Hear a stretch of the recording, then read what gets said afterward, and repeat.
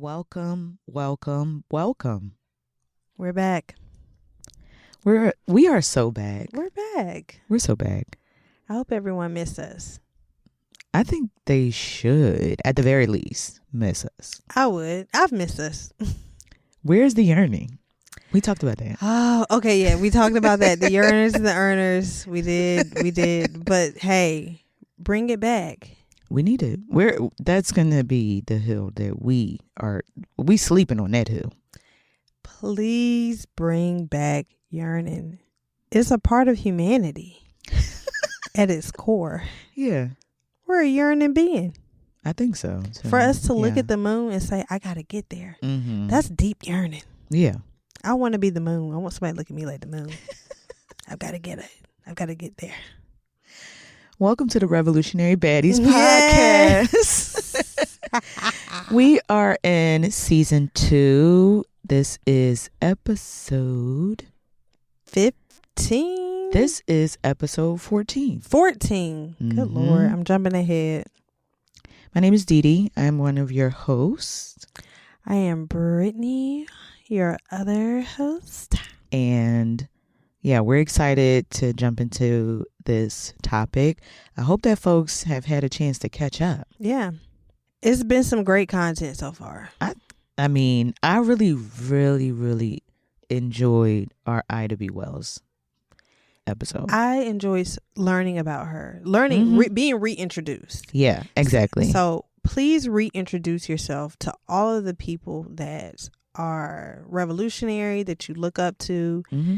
Music artists, real artists, connected artists. Okay. Because I was about to go on my coon artist rant that I've been talking about this week, but reintroduce, go back to James Brown, in adulthood, go back to Ida B. Wells, go back to all these people and put a more mature lens on them. But Ida was really that girl. She really was.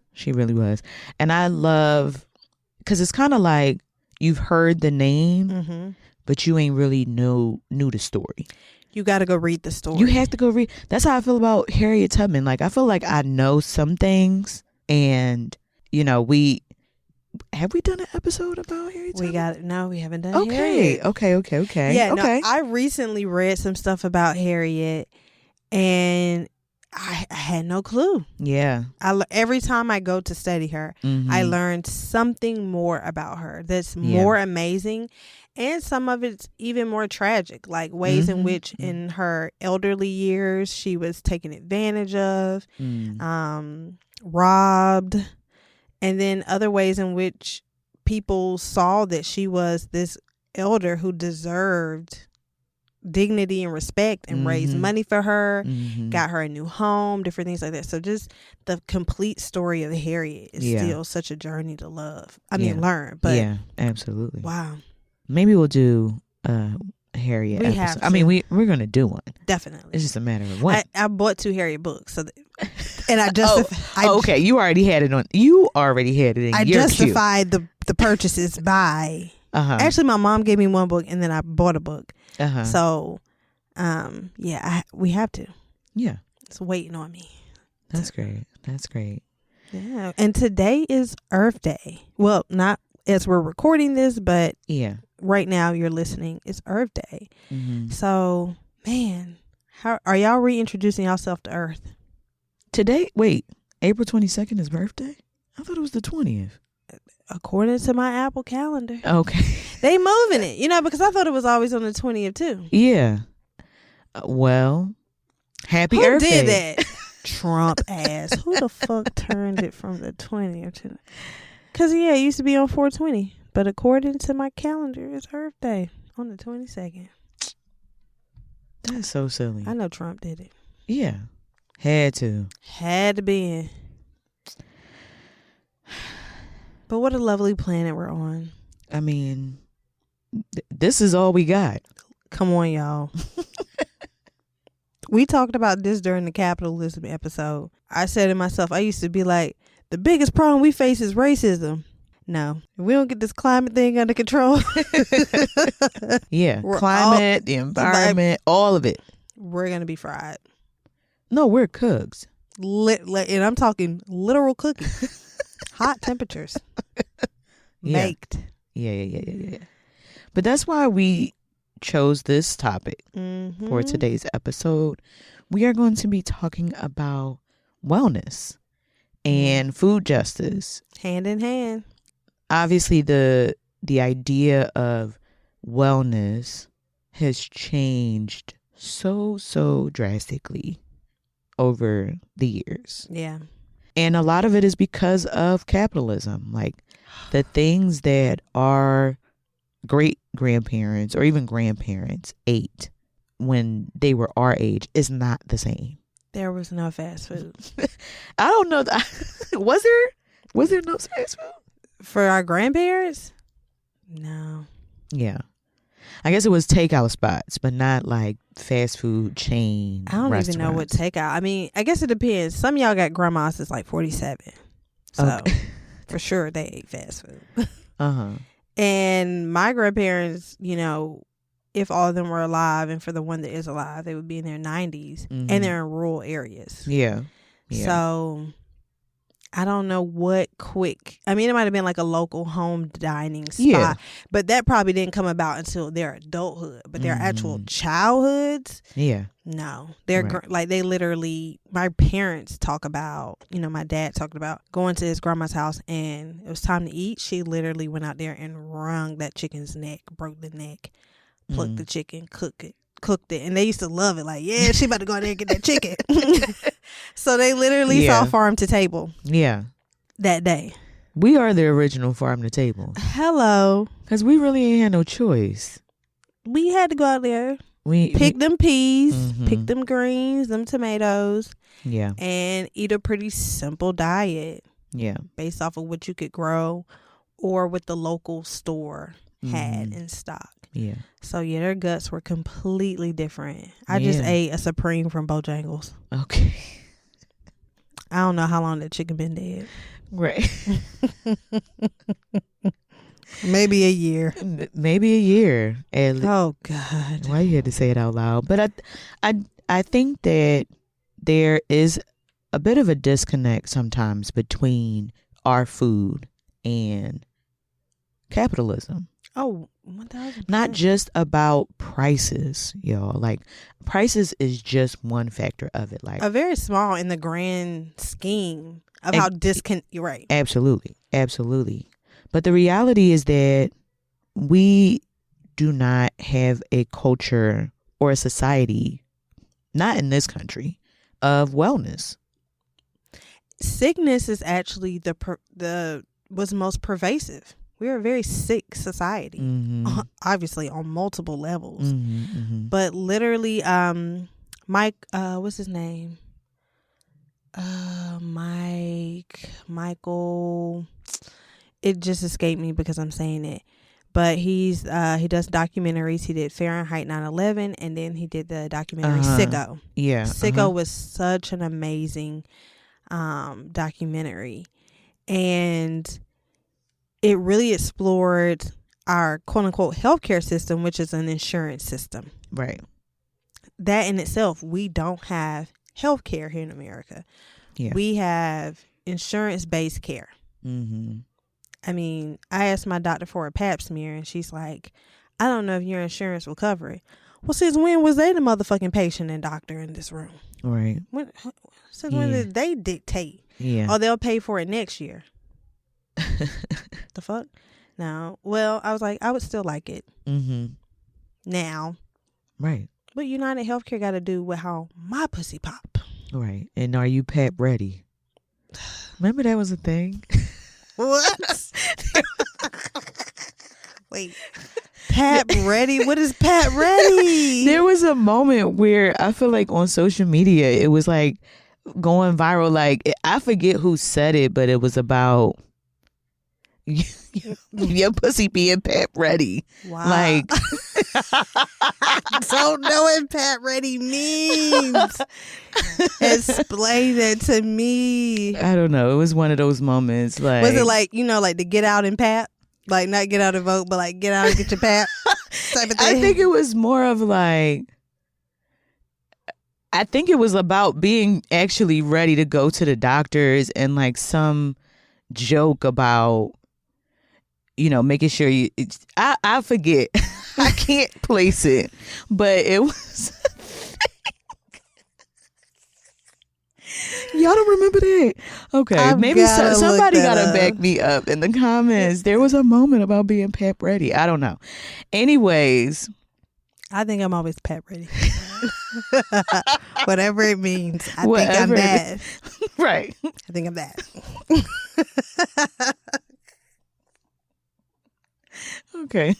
Sidetrack. Okay, but yes, back to capitalism. Yeah. Really dictating the access we have to care, to wellness, the propaganda it forms to shape what we view as wellness, what we view as being healthy. And what does it look like? What does it look like aesthetically?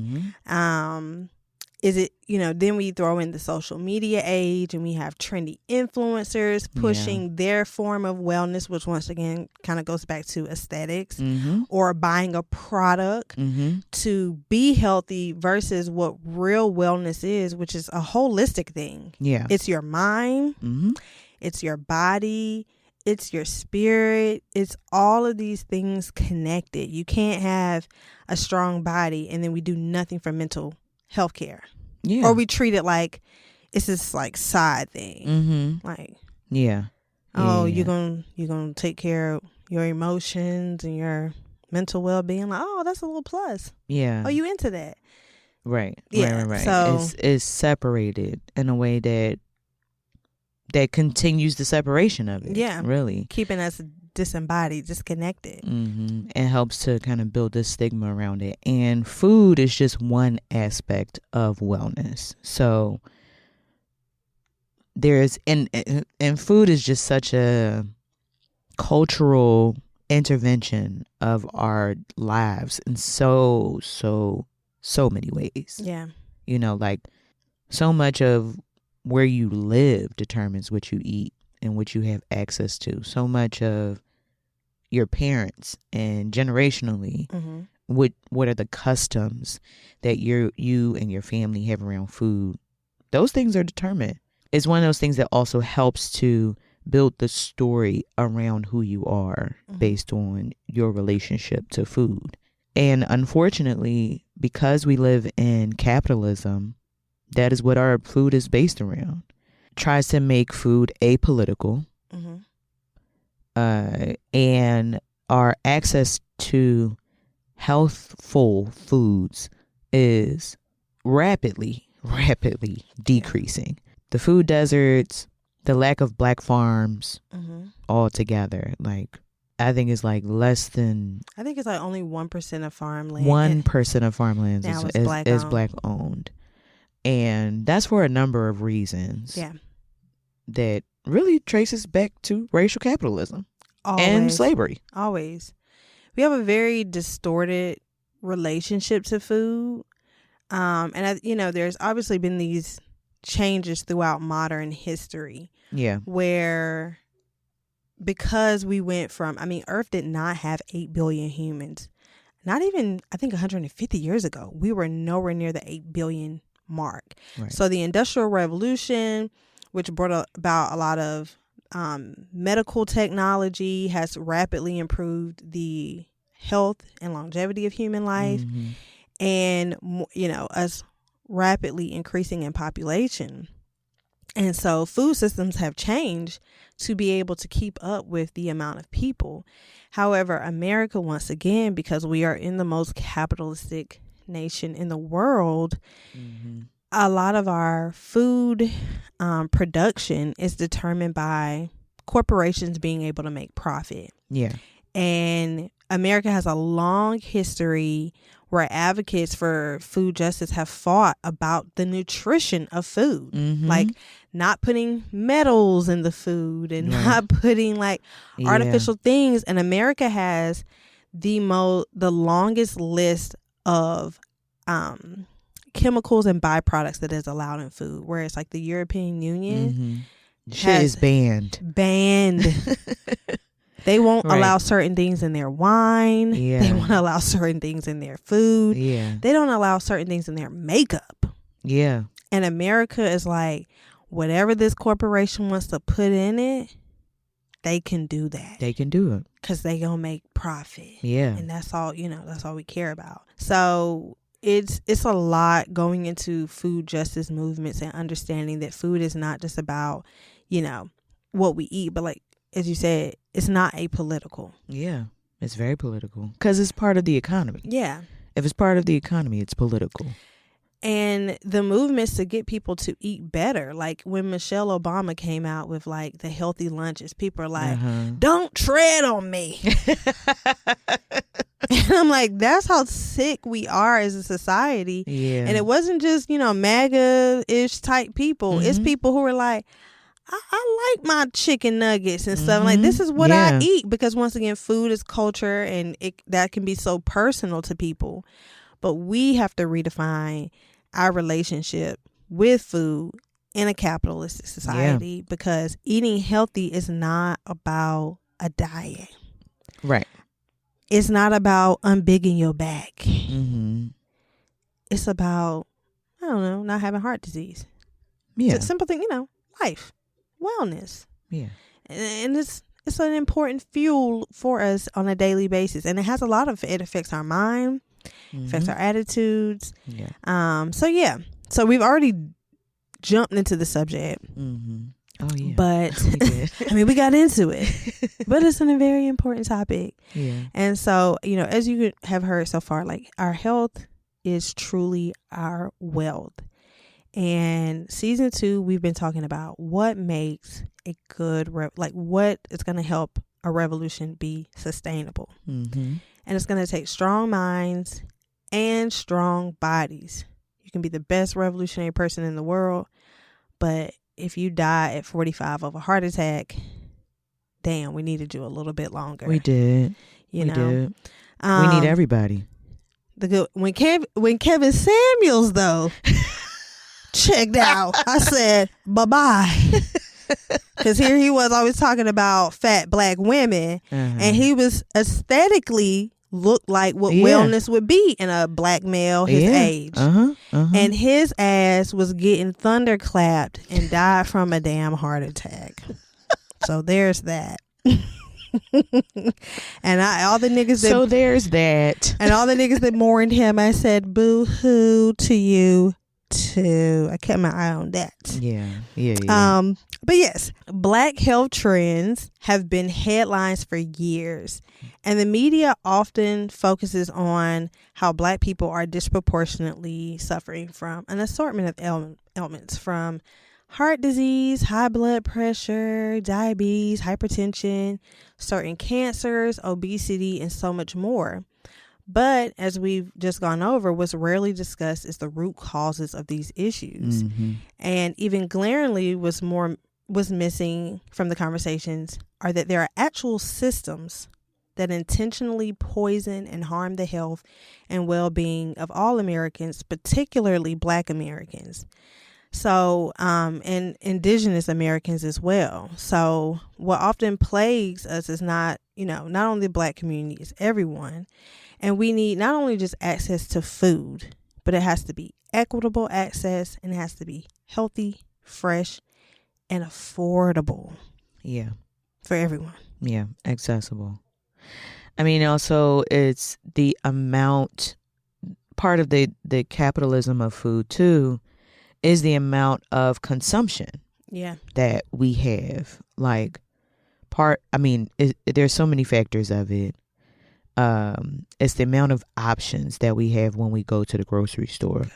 But also that those options are curated. Like, they're not just what's available, because if that was the case, we wouldn't have bananas year round. We wouldn't have strawberries year round. We wouldn't have watermelons year round. Like, we would not have access to fruits and vegetables just at any point, any time. But there's also stuff that is not in the grocery stores because it isn't lucrative to these corporations or to the grocery store. Yeah. And how farmers even talk about how much of their produce can be rejected because it's not aesthetically pleasing. So Yeah. not only are we talking Mhm. about how aesthetics are important to our bodies. Yeah. If a pepper has 5 points on it instead of 4 or 3, they're like, oh, it's a distorted pepper. No one's gonna buy it. Yeah. Give me that big ass pepper. Yeah. Now there are companies that will take on ugly foods or Yeah. whatever. There's I'll link it in the description notes, but there's ways Yeah. that you can actually get that food because some of it comes from restaurants. Like they're not actually able to use it or put it out, and you can go and basically pick it up, and it's free groceries. But damn, you Yeah. gotta wait till the store close, go behind the back, make sure that there's Yeah. somebody there to retrieve it from, and it's just a whole thing. I was listening to this podcast called Feed, which is about food systems. Mhm. And one of the things that the question was, what would it take to actually change our food system? One of the points that she made was around marketing and branding, and that if you put things like sustainable, if you put organic on there, if you put vegan or vegetarian, that it actually deters people away, even though subconsciously you may think that this is healthier, Yeah. and the branding makes it seem like it, but it actually deters people away. And while at the same time, if you put things in a can, if you put beans in a can and then you got beans in a jar, people will actually be more attracted to the beans that's in the jar than in the can, just straight up from the packaging. Because you're able to see it, number one, because it's in a glass jug, but also because there's an association with canned food not being good for you. Yeah. So it's both of these at the same time. It's these two contradictions that's happening at the same time, and the branding and marketing is just one aspect of it that would need to really shift. But obviously a big part of it is government policy. Always at the heart of it. One quote I pulled out is from Thomas Sankara. And he said, "He who feeds you controls you." So the government plays a very big role in, once again, the foods that we see, the foods that are, as you mentioned earlier, put in our schools, what is a part of SNAP programs, expanding SNAP programs, what is demonized as food in SNAP, and feeding people, hunger, access to food is one of the greatest weapons in human history. So a lot of times when we think about warfare, we often focus on bombs, guns, going back, swords, bayonets, whatever. That's what we think about in these major wars. And when we see these, astronomical death tolls that have happened throughout human history. And actually historians suggest that more people have been killed from forced starvation than from actual warfare. So famines, which are usually manufactured by man, have happened across history. One in India that happened in the 20th century, 10 million people died from famine. 10 million people died from famine. And we see this today in Gaza. We see what they're trying to do in Cuba. We see this in Sudan and across countless countries, and we see it here in the U.S. We just got over the big panic around the holidays where there was the potential for cutting SNAP benefits. And this is what the government can do, because it is an easy way to distract people. If you're hungry, you're in a weak position. You can't fight. You can't organize. And so there was a particular case that happened in the 1960s in the Mississippi Delta area, where pretty much people in Mississippi were organizing, and they were fighting for civil rights. They were definitely fighting for voter rights. This is before the Voter Rights Act had been passed. And the White Citizens Council in that area became really concerned about the growing political power for Black people in the Mississippi Delta. And so to impede the civil rights activity, they said, let's pretty much begin a campaign of disrupting food access. So this is when the Greenwood Food Blockade began. And there was a program that is what you can kind of compare to what SNAP is today, that offered, processed foods to people to be able to pick up flour, potatoes, butter, margarine, things of that sort. And they began to do a blockade on that, as well as this process of kicking sharecroppers off of their land, where sharecroppers usually were allotted a small patch, I think it was called a truck patch, next to their home where they could farm, small crops, beans, collards, tomatoes, things of that sort, and have hogs and chickens. And so by essentially evicting them and firing them, they lost that access to their land and access to food. So the Black people who were organizing were reaching out to SNCC, who was sending support, NAACP, and all over the country. Once again, like what we saw last year with SNAP, people mobilized to get them food because they literally did not have food nor clothing. And, at its surface, it may look like it's about, oh my God, why would you cut food to people? It was to stop civil rights activities. So let's think back. Let's revisit what Trump had going on during that time, and why or how it would have benefited his regime to have the national discussion go towards, oh my God, we got to get these people fed and what's going on. What do they need us to be distracted by? Right. And also it shows the constant of the more that people are involved in trying to actually move progress forward and change the society to be more equal at the bare fucking minimum, that our ops are gonna match the repression.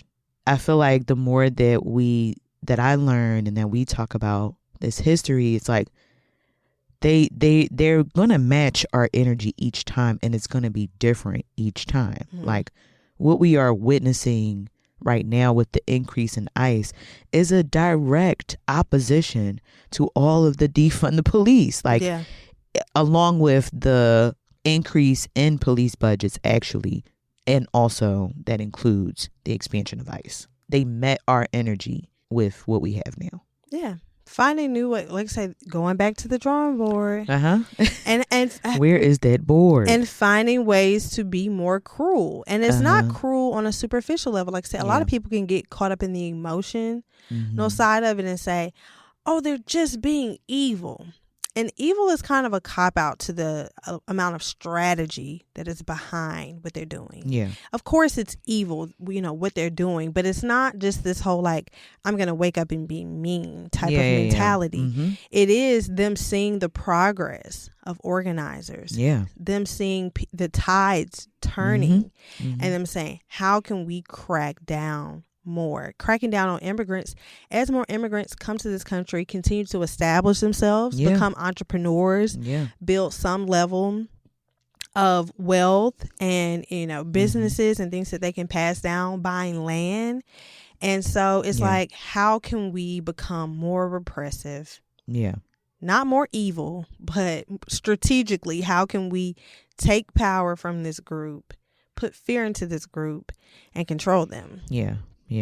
I think about too, one of the early organizations around food justice. And one of the early organizations was the Colored Farmer Alliance and Cooperative Union. This was an organization that was formed in Houston, Texas in 1886. Fresh out. Come on now. You know what? Immediately. We talked about this during the Ida B. Wells episode. We immediately got to despite how desolate. And honestly, in Texas, they found out late about emancipation. That's the whole Juneteenth ideal. Yeah, exactly. They might have started planning that before word got to them. They said something is coming. I heard something. I heard about something. My boy came here from Mississippi and he told me something. We got to get ready. Yeah. And this was a cooperative union, and it was formed actually in response to, there was already the Southern Farmer Alliance. Mm-hmm. But Southern always back then especially meant white people. Definitely. It meant white people.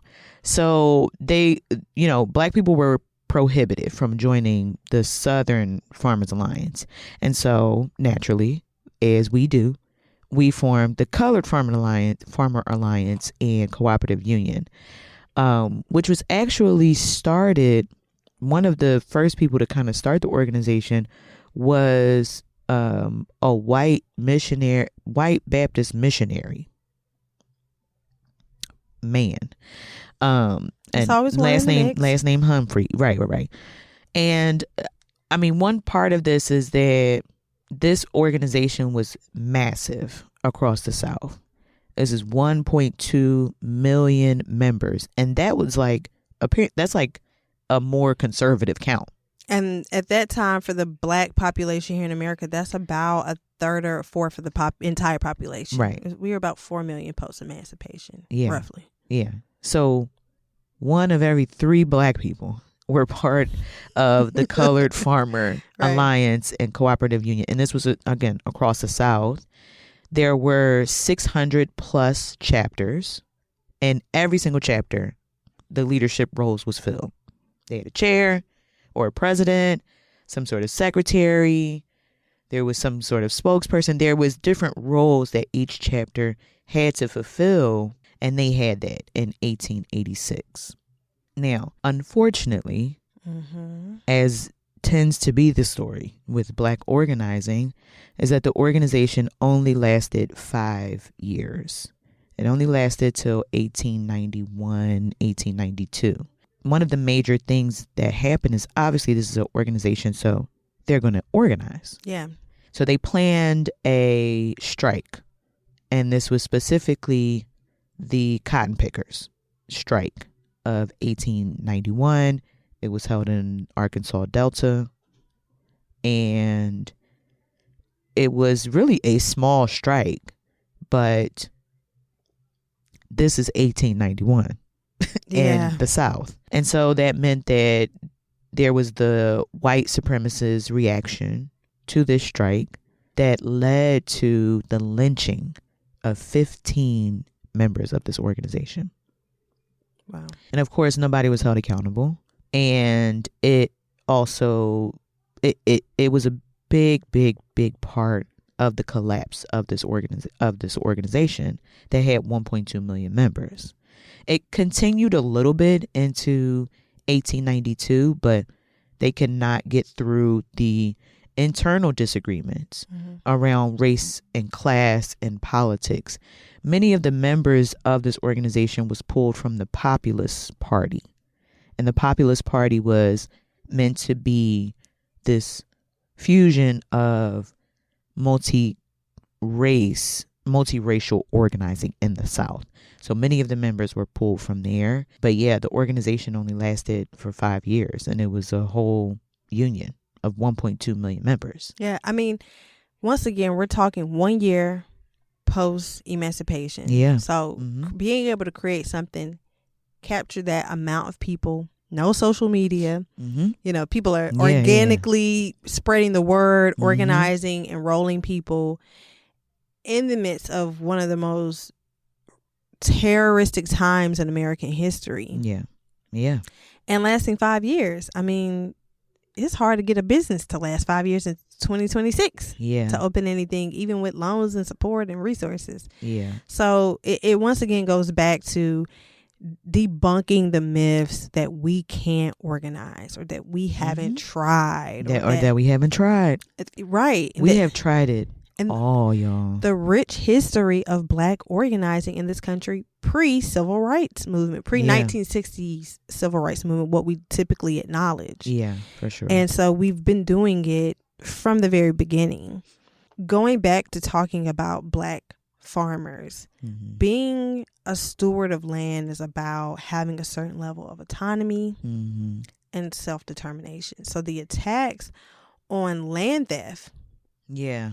Oh yeah, absolutely. go into destabilizing food, Yeah. and that destabilizes wellness. Mm-hmm. You then become dependent on a system for food, and like Thomas Sankara, whoever feeds you controls you. They can feed you poison. They Mm-hmm. can feed you things. Vince Staples said that sugar has killed more black people than crack. And you can find medical journals to support him. Mm-hmm. He is not making those numbers up. Mm-hmm. Sugar has killed more black people than crack cocaine, gun violence, and possibly these crackers. All combined. Put together. Right. And so, shout out to the Black Farmers Market. We co-hosted their telethon last December. The market is back.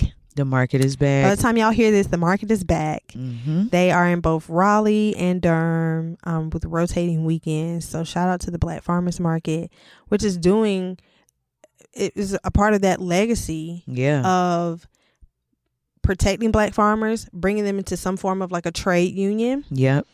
And giving them that collective power to be able to sustain themselves. Yeah. In a country that has systematically attacked black farmers and their land. Shout out to Queen Sugar. I don't know who the creator. I can't think of it off the top of my head. Me and that show, we was together for real bad. Real bad. Queen Sugar. You know what? I could go for a rewatch. Yeah. I fell off towards like the last season or so. I fell off. Shout out to Kofi. Do you want a farmland? I cut my nails off and plant potatoes with that man. Shout out to Queen Sugar, which I think gave not just black people, but any viewer a really intimate perspective into the fight that current day black farmers have in keeping their land. Yeah. Farming is hard. AF. That's different. It's work. That's work. For sure. When a farmer come home tired, they tired. For real. Shout out to the farmers. Shout out to the farmers. Yeah. So that was Queen Sugar was definitely one of those shows where it was like, damn, it's another thing, and then there's another thing. One battle after another. It was really giving that. It really, really gave that. Yeah. Yeah. Man, I gotta rewatch it. Yeah. I do. In talking about food justice, we have to introduce these terms, which are food insecurity and food deserts. Yes. We kind of touched on them. But over 40 million Americans face the issue of food insecurity. I think that number is probably larger. For sure. Because you miss one check and you're automatically in the food insecurity thing. Like... If I don't get paid on Friday, I'm insecure. Yeah. I mean, I got some sardines in the pantry and I have a support system. Right. I missed 2 checks. I'm famished. I don't know where my meals are coming from. Besides my mom's house. But you know what I mean. Right. And so, millions of Americans face it. And then there's also the estimate that almost 1 billion people on a global scale on a daily basis deal with food insecurity, which is defined by food insecurity as a household level economic and social condition characterized by limited, uncertain, or inconsistent access to adequate, nutritious food required for a healthy life. Not just a life, a healthy life. It is not a personal failure. Again. It is not a personal failure, but a systemic issue caused by poverty, low wages, and systematic inequalities. And this affects, of course, children are obviously... Yeah. Like when SNAP was being cut, children are directly impacted by this. And then couple that with food deserts. Yeah. Food deserts are low income, often urban or rural areas with limited access to affordable, nutritious food, frequently lacking supermarkets while being saturated with fast foods. Once again, caused by systemic inequality, low vehicle access, and corporate disinvestment. These areas affect roughly 19 million Americans, and they often result in higher rates of obesity, diabetes, and cardiovascular disease due to poor diet. Food deserts, a lot of people are like, they hear desert and they're like, what does that mean? Mm-hmm. But some people, the only grocery store that they have somewhat walkable or easy access to are like Dollar Generals. Yeah. Mm-hmm. Family Dollars, Dollar Tree. Yeah. So you're in a freezer section. You're getting highly processed, low quality meat. Yeah. Obviously no produce, no fresh produce, Mm-hmm. Mm-hmm. and snacks, noodles, things of that sort. Yeah, for sure.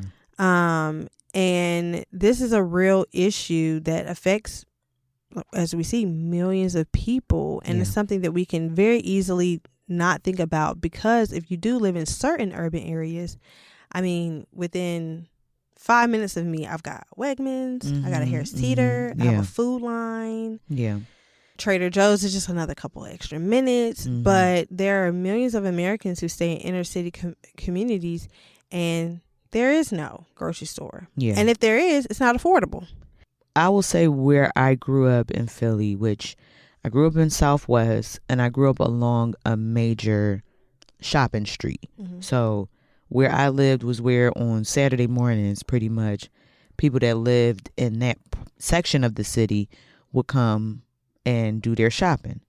Dollar stores, there's sneaker stores, there's Payless, there's Rainbows, there's Chinese stores, there's the nail salon, there's endless nail salons. That's where you go to get your nails done. It's like that, Woodland Avenue. And we had a store, a mini mart kind of grocery store that mostly was more for like if you wanted to get like like deli meat. Mm-hmm. It was more of a deli meat place, or they had like, chicken feet, pig feet, like those things. Yeah. The kind of larger, what you would normally get at a butcher. It had those things, but the fruits and vegetables was minimal. They would be old, and they would be expensive. Yeah. Because it's not that much that they have, So, 3 tomatoes would be $4. I would buy them one time, brought it back. My mom said, "How much does tomatoes is?" Oh yeah, no, we not gonna be buying no. Yeah. We not gonna be buying no fruits and vegetables from here no more.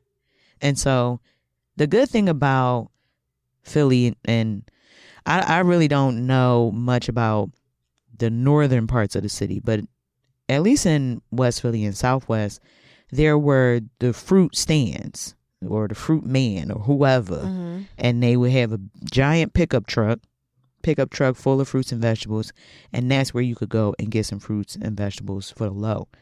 They had very specific times. They on a very specific street, and you had to catch them. Yeah. When you could, and that was a way of our people trying to figure it out. Like, how can we get access to fruits and vegetables? So those were some of the options, but most of the food around me was takeout, pizzas, cheesesteaks places, Chinese stores, that kind of Dunkin' Donuts, McDonald's, that kind of stuff. Yeah. That kind of stuff. So it does impact, the way that you see even access to food, because I would argue if I was a teenager, I got endless food around me. Yeah. Right. You don't feel like, you don't identify Mm-mm. yourself as being one of the people affected by a food desert, food insecurity Mm-hmm. or a food desert. And because it becomes so normalized, you start to have a different perception of what healthy is. Mm-hmm. Yeah. What fruit and vegetables, what purpose they even serve in a diet. And of course, we all went to school and they had the food pyramid. Yeah. And you're like, yada yada yada. Yeah. I love a good fry. And but those types of foods go into, once again, going hand in hand in poverty when you become sick. Mm-hmm.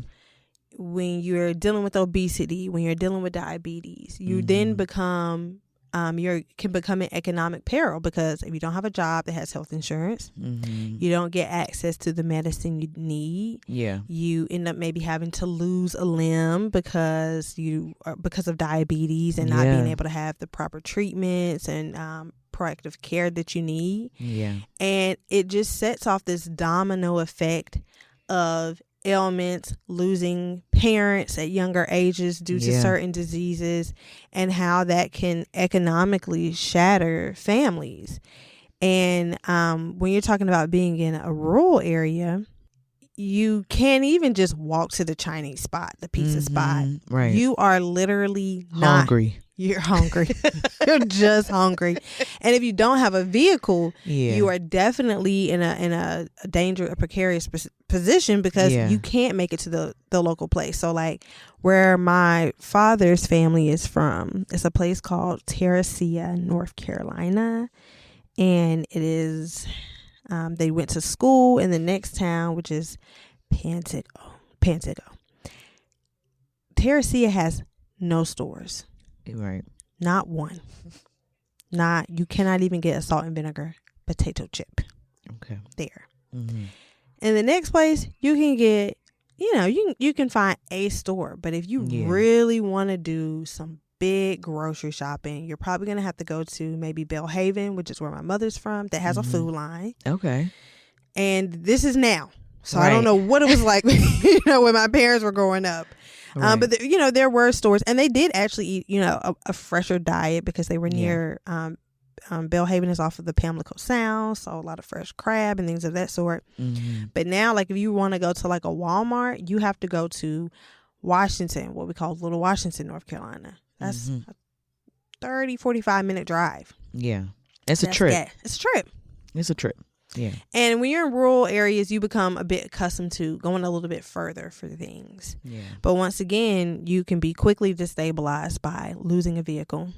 Yeah. And not having access to these things. Right. And so, having to live off of things. But, my mom will always joke during these times. She's like, I know how to live off a bag of beans. If times get hard, I don't know what these other people do, but I know what to do with some beans. Like, give me some dry beans. I'm going to make it work. But what would we do who grew up on, boy, we would be in trouble. I would be in trouble. But I know how to, one thing I do know how to do, and that I want to learn more about, is outdoor cooking. Oh, yeah. I think that's just a good skill to have. I be leaving the grilling to the men, but I need to learn how to get out there and flip them just meats something, on the grill. just a little something. Nothing too, you're not trying to be grill master. Are we gonna grill this summer at the pool? We are absolutely without calling the man. No. We gotta call him. Okay. Yeah, no. So where we? Because I don't have no tools. We can get the tools. I don't want that. I don't want to do that. We need the yearners to come cook for us at the pool. Just come grill for us. We will marinate the meat. Right, look. We will marinate the meats. We will marinate. Absolutely. I'll prep it. Yeah. Not a problem. Yeah. I mean, and eating healthy really. I'll even listen. While they chat. Yeah, I'll listen to them. Oh, I taught their head off at the grill. No, you talking. I'm talking about, because they, how. Oh, they're telling you what to do. Yeah. You gotta flip it. Yeah, I'll listen to the tips for sure. I'm an active learner. Like, I gotta do it. Yeah. The moment you tell me something, whoop, out my head.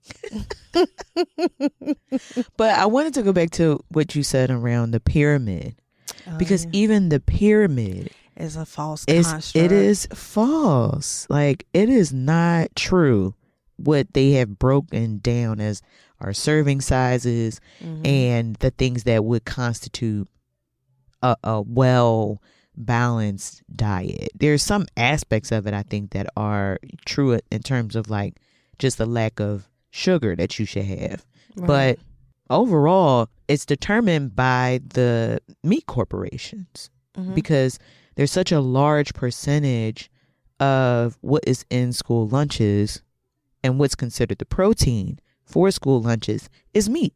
Even though there are so many other proteins that exist. We don't know that. Right. No, we don't.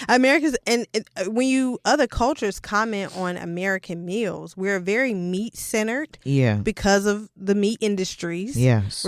It's meat and potatoes and like a little vegetable. Our meal center are like, if you don't have no meat, don't put no meat on your plate somewhere. Yeah. Around Black folk. Oh, what's going on with you? You don't want none of the meat? So you could be like, no, Right. I'm just in the mood for it. Oh, you like a salad, huh? Like, and it's like, bruh, I just ate 3 hours ago. Like I just had chicken. I've been eating meat every day. Right. I would like a salad. And that stands out like, Yeah. ooh. Yeah. Okay, you trying to get skinny for the summer. It I'm really trying to is. live. Like, I actually really enjoy salads Right. without meat on it. They don't have to have meat on them. But You can't tell that to too many people. you can't. Because once again, it's like, oh, anorexia. Or you you vegan, or you vegetarian. I get that a lot because I don't eat red meat, and I haven't ate it in a very, very long time. Some way, somehow. Yeah. And I eat chicken, I eat turkey, I eat seafood. That's been the case. But pretty much every Thanksgiving or big holiday family meal, they like, okay, Dee Dee, like, what are you eating?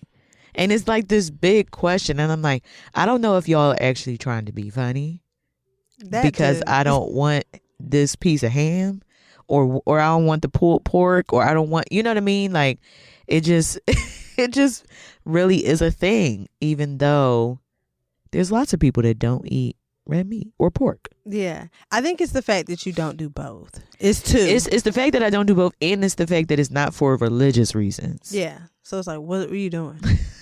Even sometimes You just when by I'm choice don't want to eat no bacon. I ain't gonna lie. When people say no pork, the southerner in me is like, explain it to me. Why? And if it's a religious exemption, you're right. I'm like, all right, bet. Yeah. Even though y'all know how I feel. I think that's a little wild too. But when it's not, I'm like, so like not one piece of, like, no bacon bits on the salad. Cause I ain't gonna lie, I'll be like, I don't put no meat on my salad. That motherfucker is loaded with bacon bits. But I don't count bacon bits. That's a topping. It's not. Yeah. Yeah, it's nibbles. Yeah. So, but yeah, when you, especially like I say, being around black folk, when you say you don't eat something, you've got to explain. You got to explain it. I was just telling people recently at a birthday party that they had cheeseburgers, and I was like, I don't eat beef.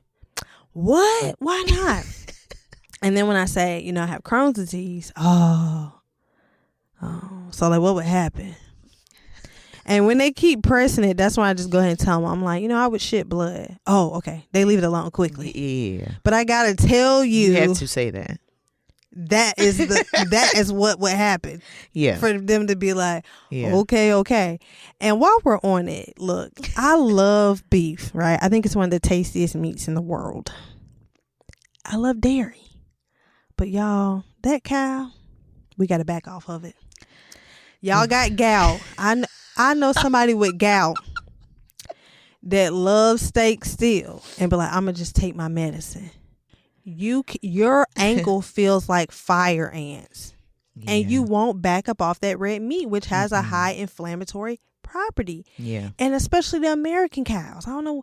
I bet you could eat a Swiss cow's beef and it would be perfect. Yeah. Your body would be fine. I feel like I could go overseas and eat some beef. But the cows here, the way they inject our animals, pump our animals up. It's mass production. People over here talking about, man, that ice cream don't agree with me. Baby, you got to get off that cow. It's hard. I didn't want to. Yeah. It took me shit and blood. Yeah. But I'm here to let y'all know the hormones that are in them damn cows is killing you niggas. It's not right. I see y'all after y'all eat it. It's not. Y'all be somewhere looking like I need to call the ambulance. And y'all just won't let go. Yeah. I stopped eating pork maybe like my freshman year of college. The thing was I think I was always kind of self-conscious about food generally, but I got with one of those documentaries. Oh, they had them on the college campuses. They did. And I had a black psychology professor, and she was vegan. And this was like one of the first things that she did.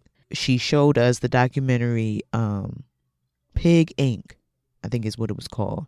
But it was all about the Pork Inc.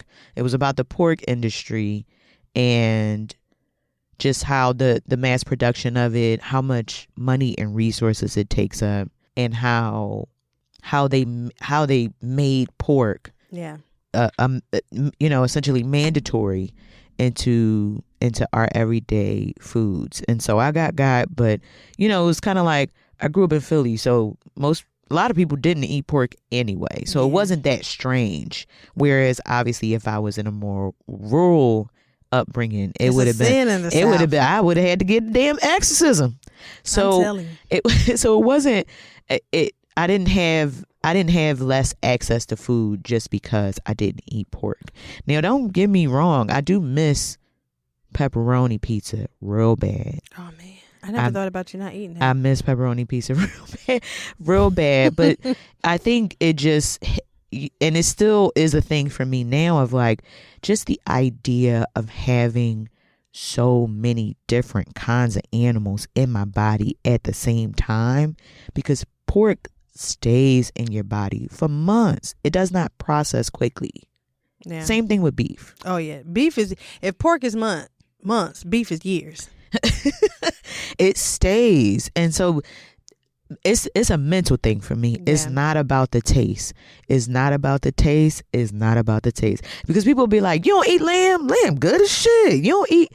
I just can't get into all of it. I just don't. It's too many animals. I just don't like it. I don't want to eat somebody's feet. I don't want nobody's tails. Oh, man. I don't want to eat heads. I don't. Eyeballs. It's just too much. I have an animal farm in my tummy. Get in there. Y'all have a good time. I ain't gonna lie. I just told y'all not to eat that beef. But if I could reverse this, Crohn's, I would have a steak tonight. Yeah. But still, we could cut back. We could cut back. And just be more conscious. And like I said, going back to talking about these companies, we have top global food companies that... much like how we talked about how the media is being consolidated, we also have food companies that really run the world. There's a handful of companies that produce probably over 60 to 70% of all the food that we consume. Yeah. Nestle being one of the big ones. I know a lot of times we think of Nestle Yahoo's chocolate milk, because we see it on the box. Nestle produces... It is the world's largest food company. So tons, from coffee to pet food to dairy, and most notably formula. So Nestle has had some real controversies. There was a Nestle boycott in the 1970s where Nestle in a lot of developing countries was actively promoting formula over breastfeeding. Why? To make profits. Well, it began to have significant impacts in those countries because, one, breast milk is healthy and natural and normal. Right. And when you're talking about developing countries that are still dealing with poverty, formula is something you have to purchase. And it has to be readily available. Yeah. So if you're dealing with maybe instability due to civil conflicts or things like that, once there is a limitation on access to formula, which we have those reports coming out of Cuba right now, coming out of Gaza, then it becomes harder for mothers to access something to feed their children. Yeah.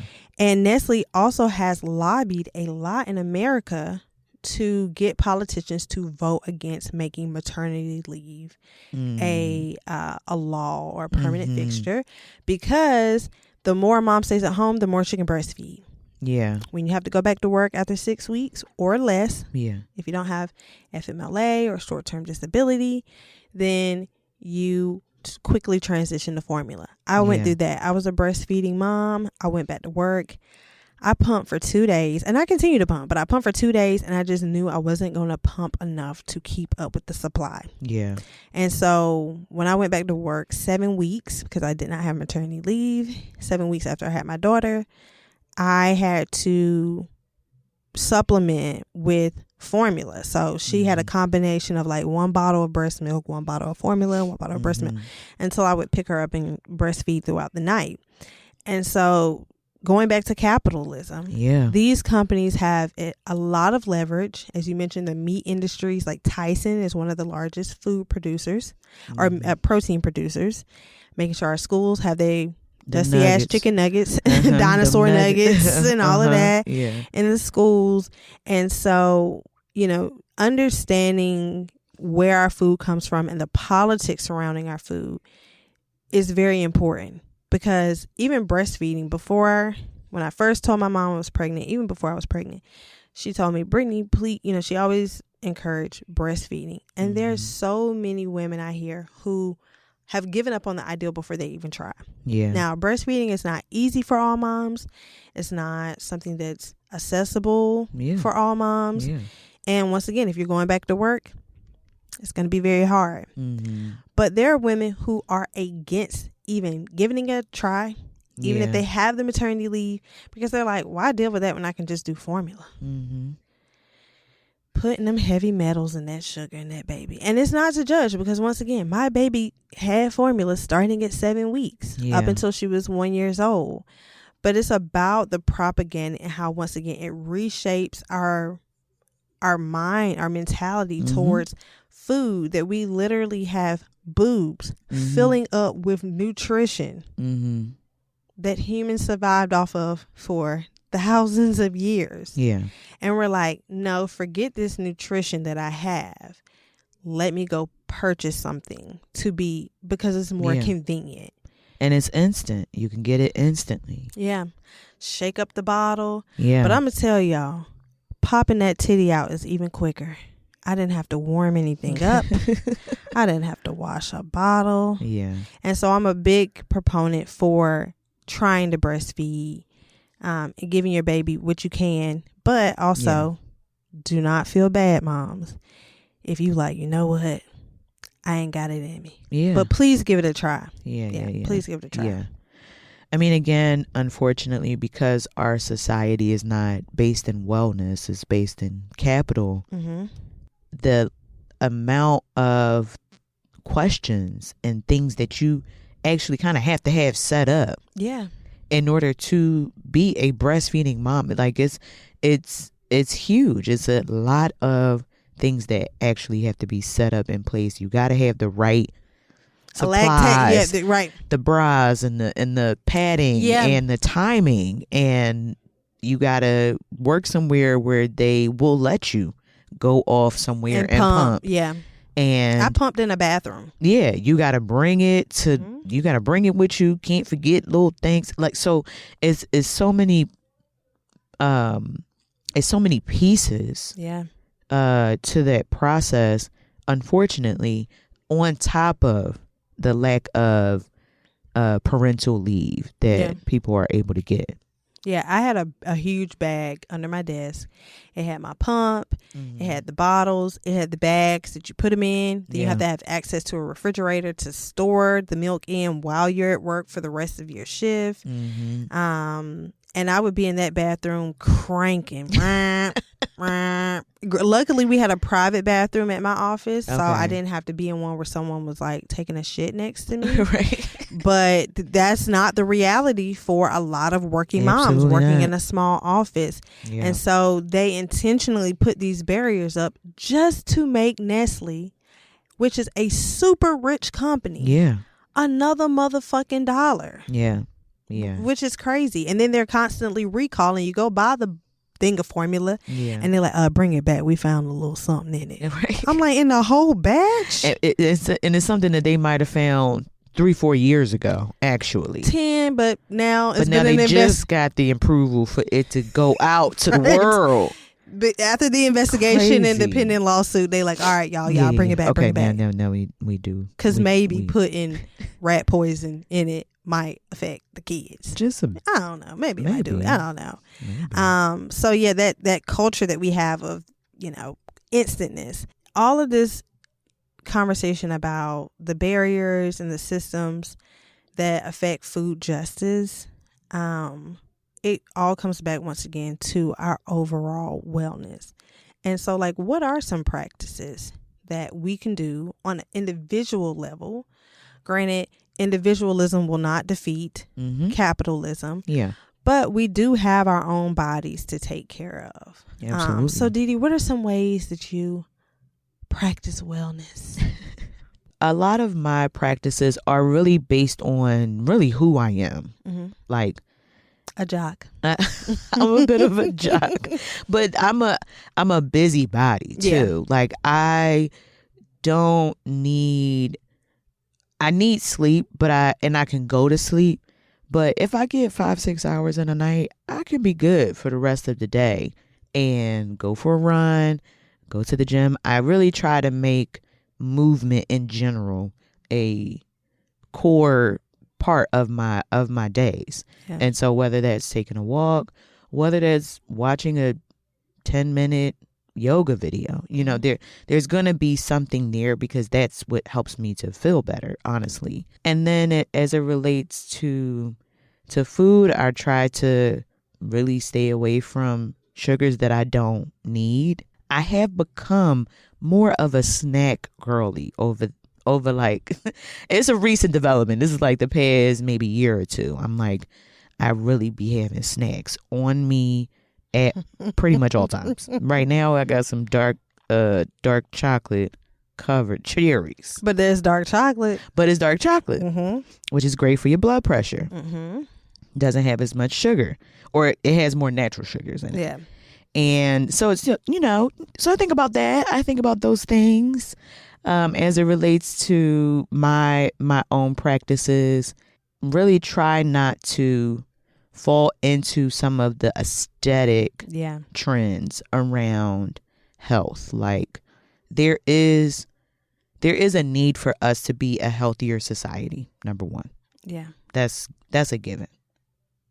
But the like Make America Healthy Again movement, the trad wife, like those all are kind of under the same sphere. And so we also have to be mindful of going that way. That propaganda, because it's there. The influence culture is heavy. It's there. And I understand the idea, of making stuff from scratch and wanting to have a sense of security, because there's a lot of food insecurity. And so you want to have a sense of security about where your food has come from. And that is based on access, unfortunately. Yeah. Even having the ability to know those things, or to be able to kind of make it yourself. Yeah. And the whole trend around women going back into the kitchen, and this is why the men are dying sooner, because they don't have a woman cooking for them in the kitchen. Those are the narratives that are also happening at the same time as we are trying to push for our people to be healthier for the sake of our community. Yeah. Not just for you and your family knowing where your bananas came from. Yeah. Because also with the trad wife thing, they're cooking for 12 kids. So that's the problem. They? Half of them, they got a whole farm, they got a whole litter. Yeah. So they're out there like, I make this homemade sourdough for me and my children. But that's the thing about it. It's like, if you can have all of those kids, but you're also doing stuff that actually doesn't add to the work of parenting. Like, you don't have to make Oreos from scratch, babes. Like that labor is not the same. It's a choice that you're making to try to prove a point, but it actually doesn't contribute to your kids' upbringing, because your kids are also a lot of them, the kids is being taken care of by somebody else. Off the camera.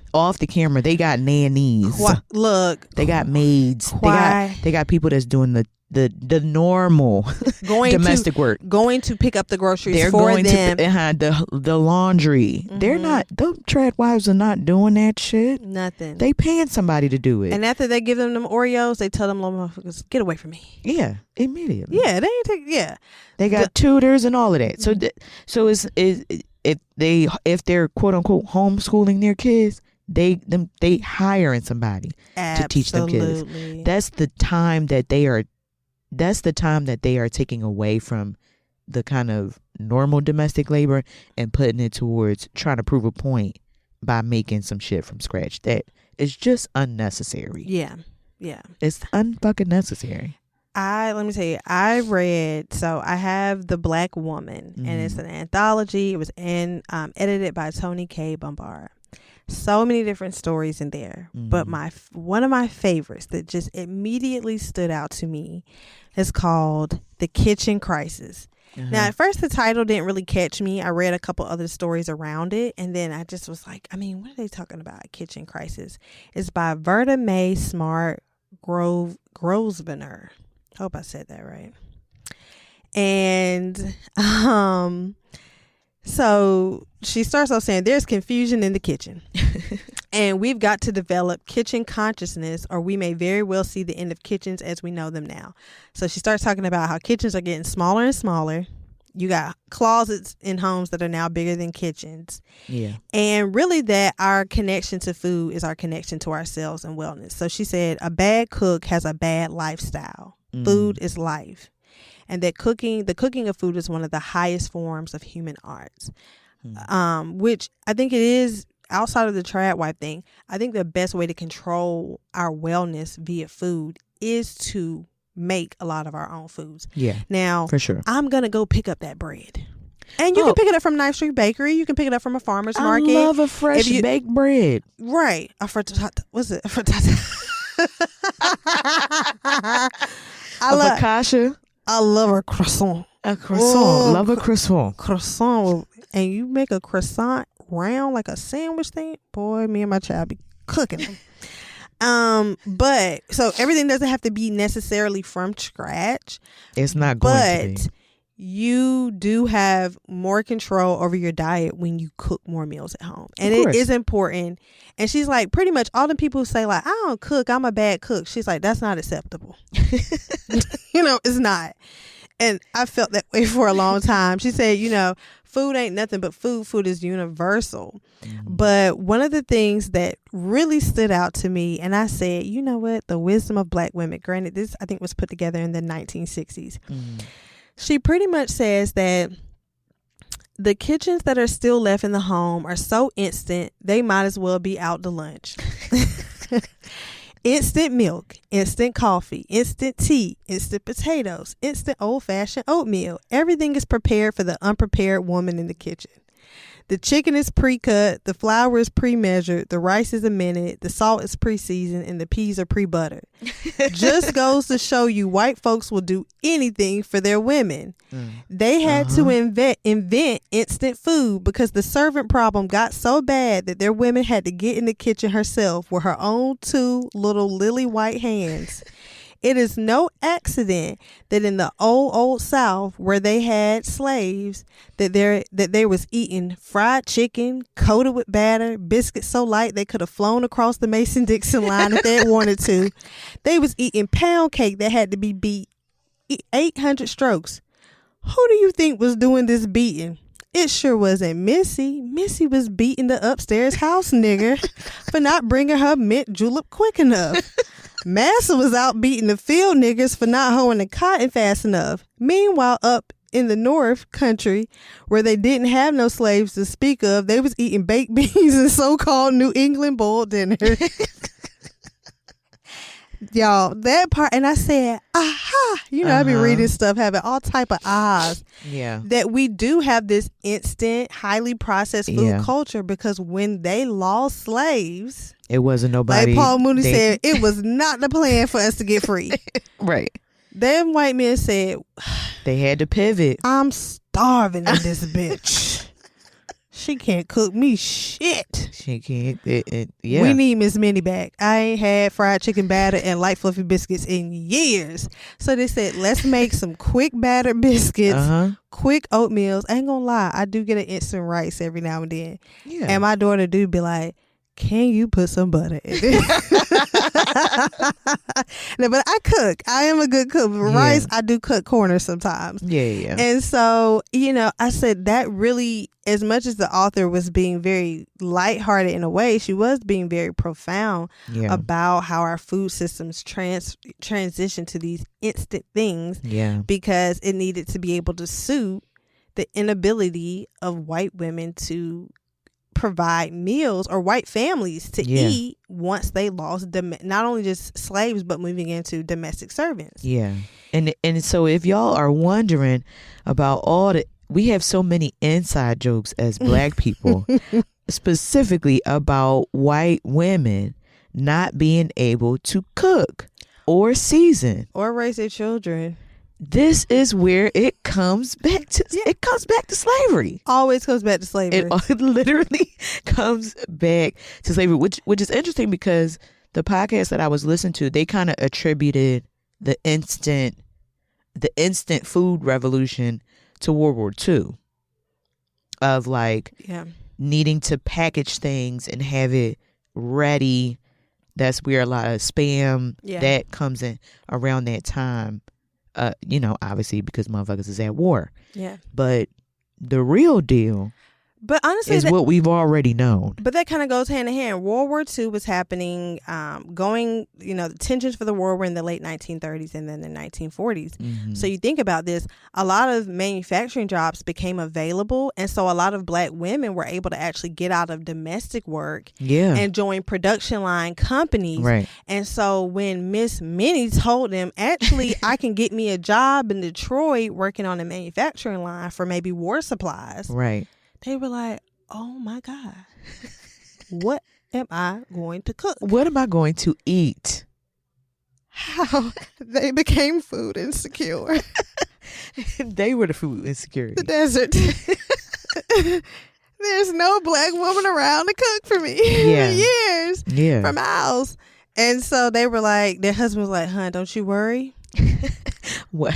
We got to go back to the drawing board. You don't have to wring, chicken neck. Uh-huh. I'm going to get that pre-cut thighs here for you. Yeah. Right. Yeah. But yeah, the wellness in our community comes back. That's crazy. The wellness comes back to us, Dee Dee, as you mentioned, like building power. Yeah. Mm-hmm. Food justice movements, supporting these food justice movements that are fighting environmental justice. Mm-hmm. Yeah. We need rich soil. Yeah. We need so much. We need so much. And shout out to Tall Grass Food Box. Absolutely. Also is another it's a CSA that's here locally in Durham, in the Raleigh-Durham area. Mm-hmm. But it's specifically a CSA in partnership with Black farmers and Black companies that are trying to resource, locally sourced foods again. Yeah, you can pretty much get a subscription for a box that's delivered with fresh produce from farmers. I love being in Durham in these different areas. I mean, even downtown Durham has free food giveaway, free boxes of all food. The time.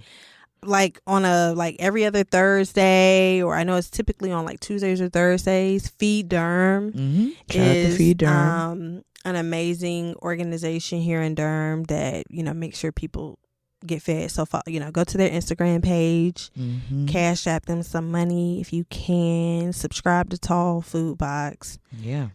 Go to Black Farmers Market, and at the baseline of wellness is the things that we consume, food, and eat these things that make you feel good. Yeah, I actually feel really good when I'm pescatarian. Mm-hmm.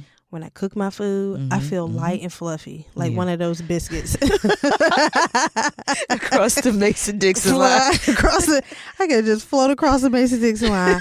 I feel better, and when I feel better, I feel more energized to get up. Go play with my child and have clarity of mind. Our food can junk our minds up if we're way down. For sure.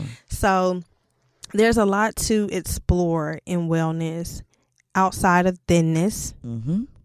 Right. outside of looking well, seeming well, but really being holistically well. Mm-hmm. And I think that that's something that we are going to have to continue to explore if we want to be strong enough and have future generations, because health ailments can become genetic. We can pass down diabetes. We can pass down heart disease. So when we talk about breaking some of those generational curses, it's not just about being an evil woman like our grandma was, but it's about, my grandmas weren't, though. Let me say that for the record. Yeah, no, me. My granddaddy, though. But, it's about breaking down and destroying some of those health issues so that future generations can live long, healthy, full lives. Our Black men in particular who suffer at higher rates. Y'all, our daddies be dying. I don't know. Whoever's listening, I know 1 out of 4 of y'all daddy is gone, like mine. And prematurely due to a lot of health issues. So going to the doctor. Yeah. The doctor don't always listen to them motherfuckers, but if they go. Y'all, please. But also advocating for yourself, researching things, and understanding that when you go to a doctor, there is not just a pill that's going to fix your health. There's no one procedure that's just going to fix your health. Right. You have to, no matter what you get diagnosed with, if you get a prescription that helps, you still have to invest in your overall wellness. Mm-hmm. And one of the biggest sources of it is always going to come back to your diet. Yeah. So, we don't have all of the answers. And part of the main problem is that we don't have power over any of the food systems at all. And the proper information to even identify what we're fighting against. Right. But as much as we can look into these things and think about it as a collective, and not how you can just improve your individual wellness, but how can you support these Black farmers, which has a domino effect in how can we set up these food boxes that get distributed. Yeah. How can we teach wellness? How can we decolonize how we talk about it? Yeah. I'm tired of hearing about big bags. Or even just how we even, what we even know about food, right? And again, we are living in dire times of war and just precariousness.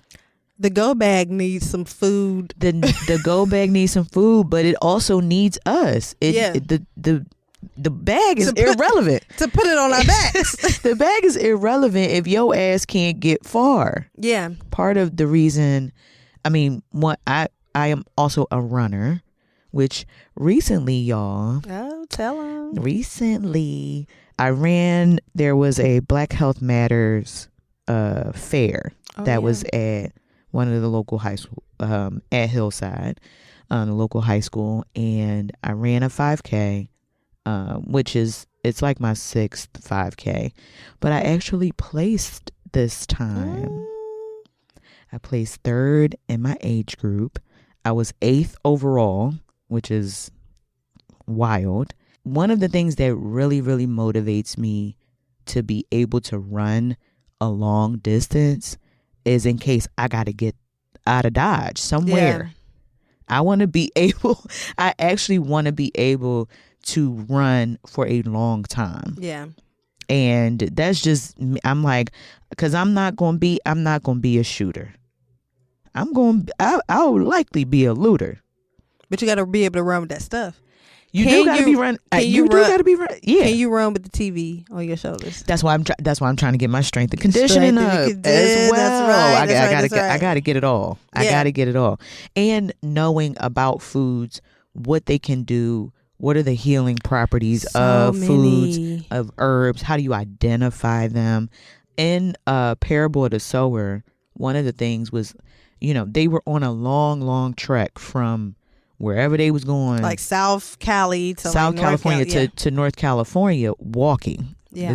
This was all walking, and there were some places where they could go and purchase food, but it had to be incredibly strategic. And one of the things in the book is that Lauren decides to get plums, which was more of a luxury, but it's one of those things that once you could eat it and you could still kind of suck on the seed to help maintain your hydration. Yep. Even though it was no more plum, actually. Knowing there. food science. Knowing these things are vital also for the revolution. 100%. And it goes back. I'm not going to get on my religious rant. You're Too right. bad. Right. I'm going to keep this very brief. But in the ways in which we've connected or disconnected ourselves from what we call hoodoo and root work. Root work was about, those were black scientists. Yeah. They knew what oregano oil could do. Now it's trendy. You can buy it from the TikTok shop. And I have oregano oil. And black folks been doing root work. They knew what hibiscus could do. They knew that beets could lower your blood pressure before them doctors gave you them damn pills that gave you the itchies and the psychosis and all the things like that. And so because we would associate root doctors with hoodoo and hoodoo with voodoo. And voodoo is with the devil. Yeah. And black, because we've become propagandized into Christianity, then we disconnected ourselves from a lot of indigenous practices that sustained us. Yeah. We've lost a lot of ancestral knowledge about land. Yeah. And about the science of foods to be able to know these are a couple key things you want to keep on you. Absolutely. These are a couple oils you need. You get hold of this food. This is what you can do to, repurpose this seed from this, and you can regrow it. Yeah. And I do see a lot more of it online. So I'm proud of I'm proud of our generation. Yeah. We are getting our green thumbs. We got our girls are growing their gardens. They got their tomatoes growing on their porch. That's where I'm trying to be. Okay. Yeah, that's what I'm trying to do. And so I love that. And we have to return to understanding the root. I have a book at home called Working the Root. Look it up. You can buy it online. And it has just a wealth of stories. Yeah. I mean, even down to pot liquor. My Southern folk. Oh, I love some pot liquor. God, I'll slurp a whole bowl right now. Relax. I know. I just salivated.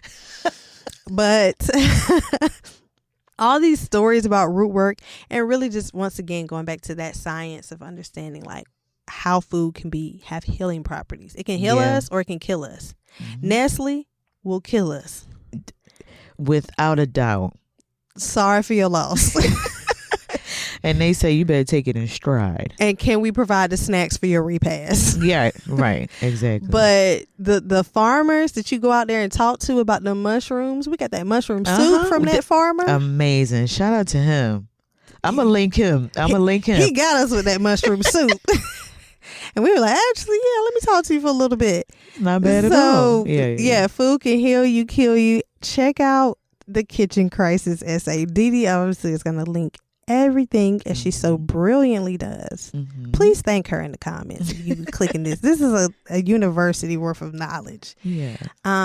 Sharing the wealth. Yes. Yeah. So let's redefine our relationship with food, our relationship with our bodies, our relationship with our overall wellness, and alternative ways in which we can heal and become stronger bodies for the revolution. Viva Revolution! Ain't that from the movie? Shout out to one battle after another. Look, the people be eating that movie up, but I'm sorry. If you couldn't enjoy the movie, I don't know what you can enjoy besides some snacks. Nestle. Right. But yeah, we want to hear about the impacts that you are making as it relates to your wellness, any changes, any new developments. What things tea that you're should I learning. be drinking? What tea should you be? I actually have a tea blend in the house for you. Wow. Yeah, to help with your nerves. Y'all, don't get me started. The doctor got me on these pills for my nerves. I said, I will be healed. Period. And so it shall be. Through Christ Jesus, who strengthens me. See, and that's why you gotta have witchy friend. Look, y'all, I'm telling you, black women will, that's who'll heal you. They will Period. put together a sack of herbs, Yeah. tuck it in your hand, and be like, take this, baby. Yeah. Trust them. I'm a secret witch. It's super low. She's a healer. It's super low, but I know some things. But I want to hear what y'all know. Mm-hmm. We want to hear what y'all know. So put those in the comments. Again, as always, like, subscribe, comment, follow, all the things. Revolutionary Baddies. Mm-hmm. We want to thank y'all for listening to episode 14 of season 2. Yes. Viva La Earth. Viva La Earth.